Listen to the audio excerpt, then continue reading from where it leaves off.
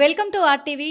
మరి ఈరోజు గణతంత్ర దినోత్సవ సందర్భంగా కూడా హెడ్ కానిస్టేబుల్ వెంకటరెడ్డి విషయం అయితే హాట్ టాపిక్గా మారిందని చెప్పుకోవచ్చు. గర్వంగా చెప్పుకోదగిన విషయం అని కూడా చెప్పుకోవచ్చు. ఎందుకంటే గతంలో పబ్లో ఒక క్రిమినల్ని మాత్రం తను ప్రాణాలకు తెగించి పోరాడి కూడా తన కాలి బొటన వేలికి బుల్లెట్ దిగినప్పటికీ ఏ మాత్రం కూడా తగ్గేదే లేదు అనుకుంటూ మరి నిందితున్నైతే అదుపులోకి తీసుకోవడం జరిగింది.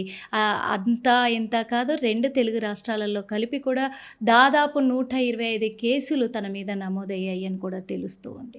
అంత పెద్ద క్రిమినల్ తప్పించుకొని తిరుగుతూ ఉంటే తన మీద ఫోకస్ పెట్టి తనని పట్టుకోవడం జరిగింది అంటే నిజంగా గర్వించదగ్గ విషయమే కదా. ఈరోజు ఆ విషయం పట్ల కూడా మరి అంత ధైర్య సాహసాలు చేసినందుకు తను గ్యాలంటరీ అవార్డు దక్కించుకున్నారు. మరి అడిగి తెలుసుకుందాం. మనతో పాటే ఉన్నారు సార్. ముందుగా మీకు కంగ్రాచులేషన్స్ అండి.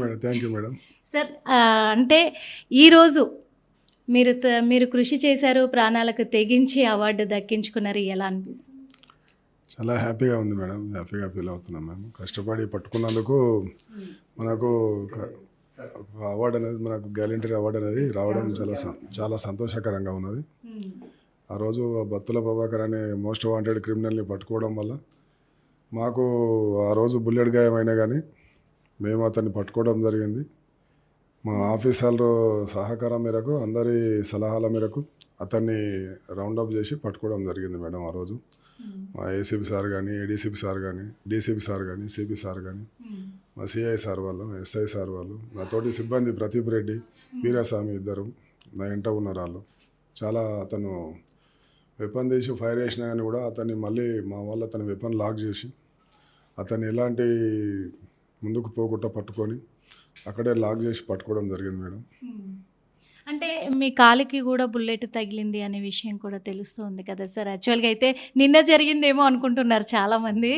కాకపోతే అంటే తన మీద అంత ఫోకస్ పెట్టారు కదా సార్. అంతకు ముందు కూడా మీరు చాలా కేసులు ఇలాగే ఛేదించారు అని కూడా తెలుస్తుంది సార్. కొన్ని మాతో పంచు. మేము క్రైమ్లో చేయబట్టి ఇప్పుడు ఇక్కడికి వచ్చి, మేము ఇంతకుముందు ట్రాఫిక్లో డ్యూటీ చేసినాం మేడం.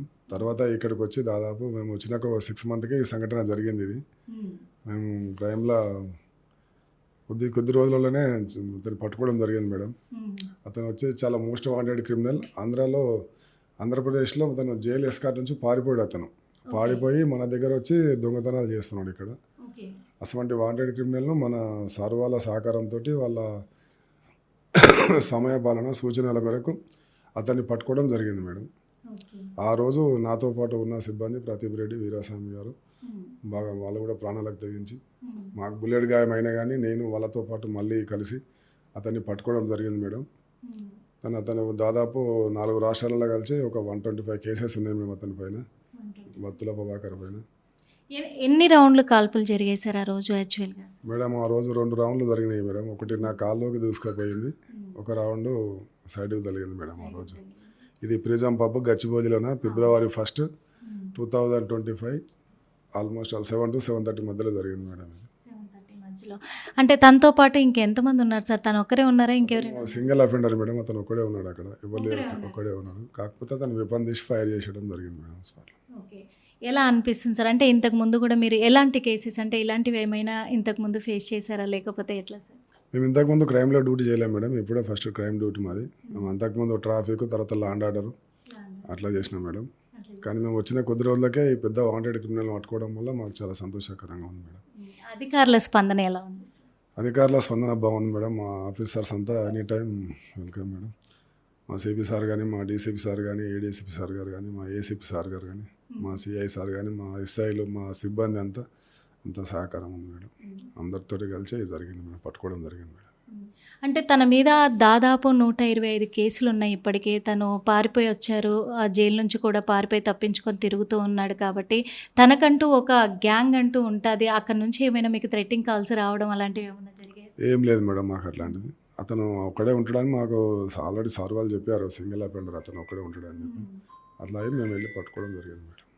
అంటే తను కేవలం దొంగతనాలకే పాల్పడేవాడా, లేకపోతే ఇంకేమైనా కేసెస్ ఉన్నాయా సార్ తన పైన? దొంగతనాలే మేడం. అతను దొంగతనాలే మొత్తం. కాలేజీలలో ఎక్కువ కాలేజీలలో దొంగతనం చేస్తాడు. హెడ్ కానిస్టేబుల్ వెంకటరెడ్డి గారి సేవలు ఇక మీదట ఎలా ఉండబోతున్నాయి ప్రజల సమక్షం?